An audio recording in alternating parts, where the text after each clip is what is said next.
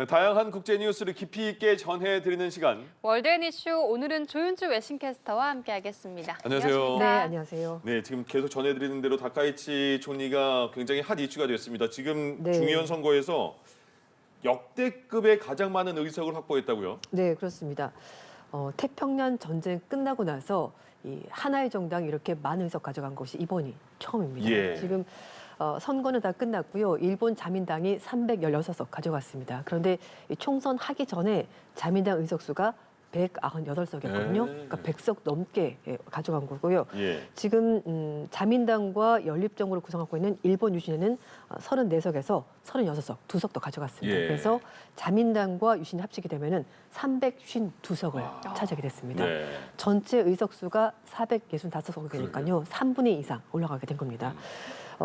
야당은 망했습니다. 네. 완전히 망했는데요. 예. 이게 좀 이렇게 표현할 수밖에 없는데 왜냐하면은 이 공명당이 원래는 일본 자민당과 같이 의석을 하면서 연립 연정을 구성했는데 예. 공명당이 빠지고 일본 유신회가 들어간 거고요. 예. 공명당은 야당 연합을 만들었습니다. 그래서 중도 개혁 연합을 만들었는데 49석 가져간 데 그쳤습니다. 그 이전에 167석 가지고 있었거든요. 그러니까 엄청나게 많은 의석을 여당에게 넘겨준 셈이 됐고요. 예. 그 외 공산당이 4석 그리고 국민민주당 28석 이렇게 가져가게 됐습니다. 결론은 자민당이 엄청난 파워를 가진 정당으로 다시 올라서게 된 겁니다. 예. 그러니까 그 다카이치 사나이 총리가 중의원 해산이라는 그 네. 묘수가 통한 거잖아요. 완전히 통한 거죠. 왜 이렇게 인기가 많은 겁니까? 네, 일단 뭐 결론부터 말씀을 드리면 예. 강한 일본을 만들겠다 이 말을 직접 실천을 한 사람이 다카이치라고 사람들이 본 겁니다. 네. 보통 정치인 하면은 그 기본적으로 가지고 있는 이미지가 있지 않습니까? 그렇죠. 보통 일본은 아무래도 남성 정치인 거의 대부분이고요. 그 와중에 여성 정치인 탄생했고 또 배경도 정치 집안 출신도 아닙니다. 예. 앵커 출신이었고 학교 다닐 때는 뭐 드럼도 치고 오토바이도 예. 사고 이런 이미지이기 때문에 약간 의외성 있는 것이 일본 젊은이들에게 상당히 큰 인기를 끌었고요. 근데 자민당은 보수 정당입니다. 그러니까 보수 성향은 사실 나이가 좀 많이 들면 강해지지 않습니까? 그런데 젊은 층들은 본인들이 기존에 봤던 일본 정치인과 완전히 다른 스타일의 총리가 탄생해서 예. 굉장히 인기가 좋은 거고요.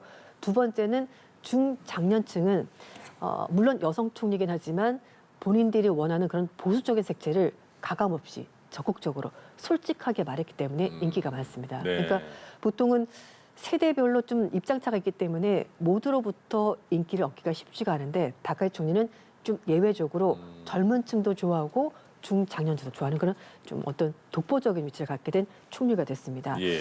특히 가장 큰 요인, 뭐 말씀하신 것처럼 좀 승부수를 띄운 것도 맞기도 하고요. 네. 그리고 강한 일본을 만들겠다 이거를 내세우고 있습니다. 이제 국제적으로는 경제를 살려보겠다라는 것이 가장 효과를 발휘하고 있고요. 예. 두 번째는 대외적으로도 일본이 누구 눈치 보지 않고 군대도 가질 것이고 헌법도 개헌하겠다 이런 걸 말하면서 예. 강한 일본을 대외적으로 보여줬기 때문에 일본 국민들이 그런 부분을 굉장히 높이 산 것으로 보입니다. 그러면 앞으로 이제 뭐 여자 아베 신조라는 이름도 있는데 네. 앞으로 일본은 어떻게 변화하게 될까요? 네, 좀 더 보수적인 색채가 강해질 것으로 보입니다. 예. 일단 뭐 미국과 연맹 이건 당연히 강화될 것으로 보이고요. 그리고 이제 개헌 얘기가 계속 나오고 있는데 네. 3분의 2 이상 의석을 확보했기 때문에 개헌 발의를 할 수가 있습니다. 예. 그래서 분명히 아마 이거를 할 것으로 보이고요. 그 전에도 뭐 일본이 뭐 핵 문제에 대해서도 자기들이 이제 뭐 직접 개발하진 않겠지만 미국 군함이 오거나 할 때는 좀 들어올 수 있도록 예. 법을 바꾸거나 이런 식으로 했기 때문에 그런 부분 얘기를 하고 있고 근데 개헌 발의는 그거더라고요. 보니까 네. 중의원은 3분의 2가 되는데 참의원도 맞아. 3분의 2가 돼야 돼서 네. 개헌 발의를 할 수 있을까는 물음표가 아직 남아 있던데요. 발의는 할 수가 있는데 예. 이제 법으로 통과시킬 수는 없다는 거죠. 왜냐하면 중의원과 참여 모두에서 3분의 2 이상의 그 의석을 이제 찬성을 받아야 되는데 예. 참여는 지금 아직 아니니까. 과반이 안 되기 예. 때문에 그건 힘들겠지만 2028년에 참여 선거가 예. 있습니다. 근데 만약에 이렇게 분위기가 좋다면은 2028년에 참여 선거에서 의석수가 어떻게 바뀔지는 좀 봐야 되지 않을까 싶습니다. 예. 그래서 뭐 마지막에 사실은 그 다카이치 총리가 그 선거 하루 전날까지 유세에 참석했거든요. 예. 손에 이렇게 밴드를 감고 예, 나왔었는데 뭐 다쳤다면서요, 좀. 예, 그리고 이제 손가락에 약간 류마티스 관절염이 있다고 하더라고요. 근데 그럼에도 불구하고 저렇게 패딩까지 입고 나가서 유세를 했었는데 엄청나게 많은 인파가 몰렸습니다. 저희 도쿄에서 유세했다고 하는데요. 지방에서 비행기를 타고 네. 다카이치를 보러 올 정도로 거의 무슨 아이돌 스타급의 인기를 누렸다고 하니까 실제로 그게 표에 다 반영이 된 것으로 보입니다. 네. 예, 알겠습니다. 한편 트럼프 미국 대통령이 SNS에 올린 영상이 논란이 되고 있습니다. 네. 오바마 전 대통령 부부 얼굴을 원숭이에 합성을 한 영상인데 이게 나중에 백악관이 직원의 실수였다고 삭제를 했지만 백악관도 그렇고 트럼프 대통령도 그렇고 사과를 안 하고 있다고요. 네, 맞습니다. 이 영상이 5일 밤에 미국 시간으로 소셜미디어 트루스 소셜에 올라온 건데 저기 영상이 지금 나오고 있습니다. 버락 오바마 전 대통령과 부인이 같이 지금 나오는 건데요. 얼굴은 본인 얼굴인데 이제 원숭이, 유인원을 합성한 저런 사진을 올리게 된 너무 건데. 심해요. 네. 이제 이게 뭐냐면은 2020년 대선 때 부정선거가 있었다 그 얘기를 하면서 나중에 화면 바뀌더니 라이온 킹, 그 디즈니 히트작인데요. 거기 수록된 곡이 흘러나오면서 저 장면이 나오는 겁니다. 마지막에. 그래서 처음에 백악관은 이거 게시물 문제가 없다고 말했습니다. 그러면서 가짜 분노다라고 말하면서 이제 그냥 물에 붙였고요. 트럼프 때도 마찬가지입니다. 문제 없다 이렇게 말했었는데 여론이 워낙 나빠지다 보니까 나중에 12시간이 지나서 6일 날 그 다음날 직원 실수로 올린 거라면서 내리긴 했는데요. 트럼프 대통령이 이랬습니다. 그러니까 자기가 올린 게 아니다. 네. 직원이 올린 건데 아마 실수한 것 같다고 해명을 했는데 미국의 CNN 방송이 실수가 왜 아닌지를 설명하는 기사를 실었습니다. 네. 첫 번째, 트럼프 대통령 특유의 스타일이 자정에 한꺼번에 많은 영상을 올리는 특성이 있습니다. 예. 이것 역시 5일 밤늦게 거의 자정이 다 돼서 다른 영상들과 함께 한꺼번에 올라왔고요. 예. 두 번째, 트럼프 대통령이 자기 저 영상을 다 못 봤다. 그렇기 때문에 이게 뭔가 실수가 있었던 것 같다 말했는데 다 못 봤다고 하기엔 영상이 너무 짧았습니다. 1분 조금 넘었거든요. 그러니까 이것도 그렇게 믿기에는 좀 뭔가 부족하다는 것이고 과거에도 뭔가 문제가 생기면 트럼프 대통령이 직원 실수였다라고 말한 적이 있었거든요. 네. 그렇기 때문에 이게 진짜 실수라고 보기에는 논리가 너무 빈약했다라고 CNN에 전했습니다. 예. 네. 타당한데요. 그렇습니다. 예. 예. 이번 일로 뭐 미국 의회 흑인 의원 모임은 물론이고 공화당 내에서도 우려의 목소리가 나오고 있는데 네. 이렇게 되면 중간 선거에도 좀 영향이 있을 것 같아요. 네, 그럴 것 같습니다. 사실 그 흑인을 뭐 유인원, 원숭이에 빗댄 것은 굉장히 오랜 세월 동안 흑인들을 비하는 그런 예. 약간 좀 거였거든요. 근데 그걸 대통령이 직접인지는 모르겠지만 어쨌든 본인 아니라고 하긴 맞나 어쨌든 SNS에 올린 거는 굉장히 큰 문제입니다. 그래서 미국 의회 흑인 모임 측에서도 얘기를 하는 것이 굉장히 편견적이고 인종차별적인 정권이라는 것을 그대로 보여준 거다라고 얘기를 하고 있고요. 공화당 내에서도 비판의 목소리가 높습니다. 예. 공화당의 팀 스콧 상원의원이 가장 인종차별적인 일이다라고 비판했었고요. 그리고 공화당의 리케츠 상원의원도 설령 라이온 킹이 밈이라고 할지라도 합리적인 사람이라면 여기에 인종차별적인 맥락이 있다는 걸 누구나 다 알 수 있는 사실인데 예. 이렇게 말하는 거 굉장히 비겁하다 지적했습니다. 뿐만 아니라 미국의 그 흑인 민권단체인데요. 전미 유색인 지위 향상협회 측에서도 트럼프 대통령과 트럼프 총리들 어떤 사람인지를 보여주는 아주 그런 대표적인 사례다 이렇게 얘기를 하고 있습니다. 예. 물 한 번 드셔도 네, 됩니다. 죄송합니다. 예. 네. 그래서 지금 애리조나주에서 활동하는 공화당 전략가인데요. 지금까지 그 어떤 정권보다도 공화당에서 흑인표를 가장 많이 가져간 것이 이번 트럼프 2기 행정부라고 합니다. 네. 흑인으로부터 거의 15%를 받았거든요. 공화당이 이렇게 역대로 가장 많이 받은 적이 없다고 해요. 예. 그래서 사실 공화당에서도 흑인 표를 많이 가져오려고 그리고 히스패닉 표를 가져오려고 그동안 굉장히 많은 노력했었는데 이 모든 노력들이 한순간에 물거품이 됐다. 이렇게 예. 비판하고 있습니다. 그렇군요. 중간 선거 결과를 연말에 또 네, 기다려 봐야겠네요. 맞습니다. 미국 MBC 방송의 간판 여성 앵커가 있는데 네. 이분의 어머니가 납치가 됐어요. 네, 맞습니다. 미국 MBC 방송의 투데이라는 방송인데 여기 간판 스타인 서베나 거슬의 어머니가 납치가 됐습니다. 예. 저 지금 화면에 나오고 있는데요. 예. 어머니신 거죠, 저분이? 네, 예. 84살입니다. 고령인데요. 지난달 31일 날 투손 자택 인근의 이제 딸 집에서 이 앵커 집에서 식사하고 나서 집으로 돌아가는데 예. 그 이후에 사라진 겁니다. 그래서 자택 앞에서 어머니의 DNA와 일치하는 혈흔이 발견됐고 수에 들어갔는데 납치로 확인이 됐고요. 납치범들이 2일 날 그 투손에 있는 지역 방송국에 협박 이메일을 보냅니다. 네. 그러면서 비트코인으로 몸값을 요청하면서 5일까지 돈을 달라 이렇게 했는데 예. 5일에도 몸값을 지불하지 않자 다시 한 번 더 메시지가 왔습니다. 2차 시한은 9일, 월요일까지 마감 시한이다 이렇게 하고 예. 있는데요.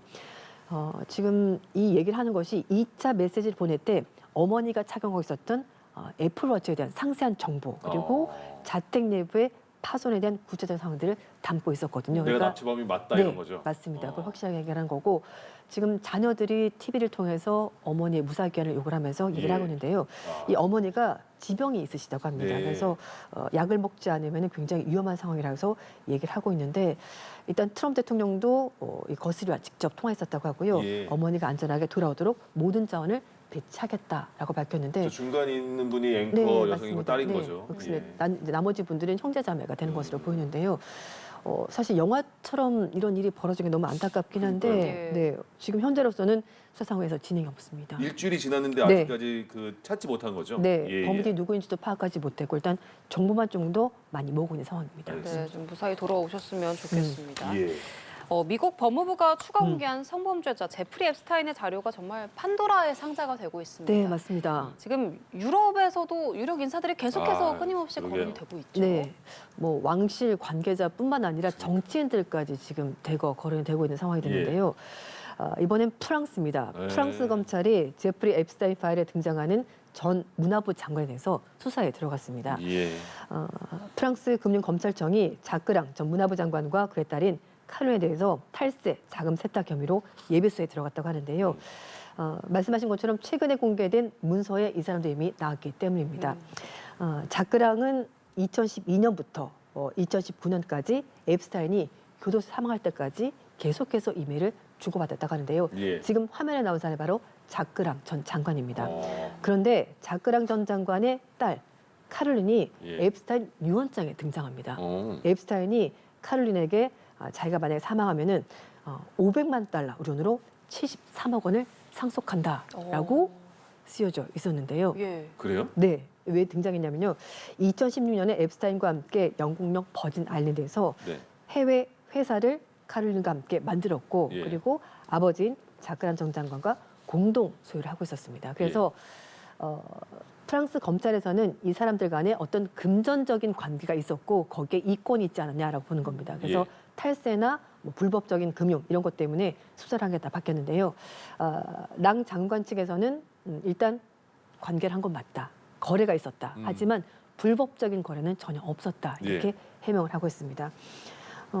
랑 장관은 미테랑 대통령 시절에 문화부 장관 지냈었고요. 예. 자크 시라크 대통령 시절에 교육부 장관을 지냈는데 지금 현재는 아랍 세계 연구소 수장을 맡고 있었거든요. 근데 이것도 사건이 터지자 바로 자리에서 내려왔습니다. 네, 랑 전 장관 얘기로는요. 미국 배우이자 감독인 우디 알렌이 소개시켜줘서 앱스타인을 알게 됐다. 예. 이렇게 말했다고 합니다. 그 딸은 그 상속 한다는 돈 받았는지도 궁금해지네요. 네, 예. 그건 아직 확인되지 않았고요. 만약에 상속을 받았다고 한다면은 그것도 문제가 될 것 같습니다. 그러니까요. 그것도 앱스타인이 번 이상하네요. 돈이 어떻게 번 돈인지 알 수가 없기 때문에. 예, 예. 네, 그렇습니다. 자, 그리고 미켈란젤로 많이들 아실 텐데 네. 미켈란젤로가 그린 그 습작이라고 하죠. 이렇게 스케치 그 가볍게 연습 삼아 그린 거. 근데 경매에 나왔는데 우리 돈으로 400억 원에 누가 사갔네요. 네, 그렇습니다. 지난 5일날 크리스티 경매에서 미켈란젤로의 그 스케치가 예. 나왔는데요. 저거예요. 네, 맨발. 붉은 분필로 그린 맨발의 모습입니다. 근데 저 크기가 거의 손바닥 정도 크기라면서요? 되게 작다면서요? 13.5cm, 예. 11.5cm. 아이고. 맞습니다. 손바닥 정도 되는데 예. 이게 예상가 20배 육박하는 2,720만 달러 예. 돈으로 399억 원에 낙찰이 그거 됐습니다. 누가 사는지 모르겠어요. 네. 근데 이 익명의 소유자가 내는 거라고 하는데요. 네. 미국 서부 해안 지역에 살고 있는 익명의 소유자라고 합니다. 누굴까? 네, 근데 예. 이거를 이제 자기가 팔고 싶어서 크리스티 경매 측에 의뢰를 했더니 예. 거기서 이게 미켈란젤로의 진품이다라고 확인을 해준 건데 이 소유자 얘기로는 이게 집안 대대로 1700년대 후반부터 이 사람이 유럽 쪽에서 온 사람인 것 같아요. 네. 그래서 집안 대대로 물려왔었던 그림이다 이렇게 하고 있습니다. 근데 예. 미켈란젤로가 그린 그림은 시스나 성당의 이제 천장 동쪽에 리베 여인 그 오른쪽 발 준비 작업으로 그린 스케치라고 하는데요. 네.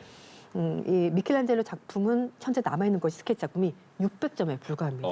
이 가운데 시스티나 성당 천장 벽과 관련된 스케치가 예. 50점 남아있는데 그중에 한 점이 바로 저 발휘되는 건데요.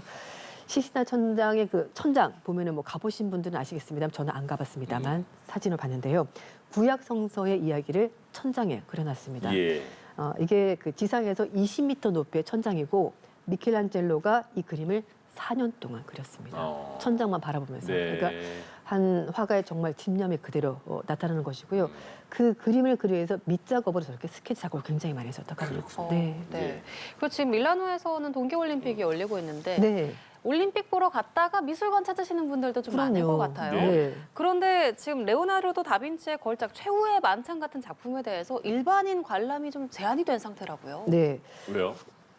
VIP들 때문에 그렇습니다. 네. 여기 이제 너무하네. 제이디 벤슨 미 부통령 포함해서 VIP들이 이 그림을 보게 됐고요. 그래서 그 장소가 5일부터 8일까지 문을 닫게 된 겁니다. 근데 안내문에 출입을 왜 안 되는지가 설명이 없었다고요. 근데 알고 봤더니 제이디 벤슨 부통령 포함해서 각국의 고위 인사들이 들어가기 때문에 일반인 관람이 제한이 됐습니다. 근데 이건 또 어떻게 알려지게 된 거냐? 예. 벤스 부통령이 자신이 이제 올림픽 가는 거 당연히 알렸고요. 그리고 그 다음날 아침에 여기를 방문했다고 얘기를 한 겁니다. 인증샷을 올려. 네. 아 그래요? 걸렸네요. 그러다 보니까 사람들이 나 5일부터 8일까지 거기 못 들어간다고 돼 있더라. 그럼 이제 VIP들이 와서 내가 못 간 거구나라면서 사람들이 굉장히 좀 싫어했었습니다. 그럼 일반인에게 양보를 좀 해주시지. 네, 그런데 최후 만찬은 밀라노 산타 마리아 텔라 그라치 성당 내부 식당 벽에 그려져 있다고 하는데요. 네. 식당 바깥에 그냥 5일부터 8일까지 문을 닫습니다. 이 아유. 안내만 있었던 겁니다. 거기에다가 VIP가 오는 바람에 밀라노 시내 교통도 통제가 됐습니다. 네. 트램이라고 해서 이렇게 지상을 다니는 조그만 전철 있지 않습니까? 네. 그것도 노선이 바뀌면서 일반 시민들이 큰 불편을 겪었다고 하네요. 네, 알겠습니다. 예. 월드에디쇼 오늘 조윤주 외신캐스터와 함께 이야기 나눠봤습니다. 오늘 말씀 고맙습니다. 고맙습니다. 네, 감사합니다.